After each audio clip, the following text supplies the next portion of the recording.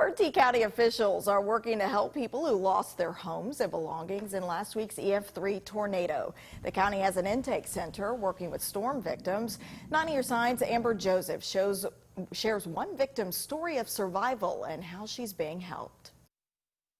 County leaders are working to place victims in temporary housing. A woman who lived in the hardest hit area tells me she's trying to overcome the trauma of last week's tornado. As soon as I grabbed him in my arms is when the tornado took us up with the house. Actually spun us around and then dropped us back down. And he went flying one way and I went the other direction. When Ebony Bond regained consciousness, all she could think about was her son, Tavian. And I looked around and I just seen nothing but rubble and no trailers standing. And then I just started calling out for my son's name. And then all of a sudden he said, "I'm over here, I'm over here." A door was on top of him.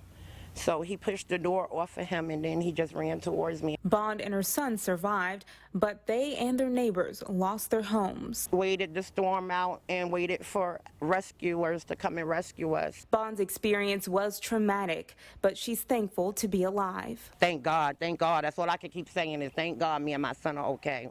But some of her family members didn't make it. It's just tough. It's just hard. It's heartbreaking. Bond and her son are getting help through Bertie County and private agencies. She's thankful for all that the county and her neighbors are doing. The overall help of everybody in the community that's been coming by and showing their support and bringing me donations and helping us has been tremendous. The intake center will be open from Wednesday to Friday from 10 to 6 and Saturday from 10 to 3.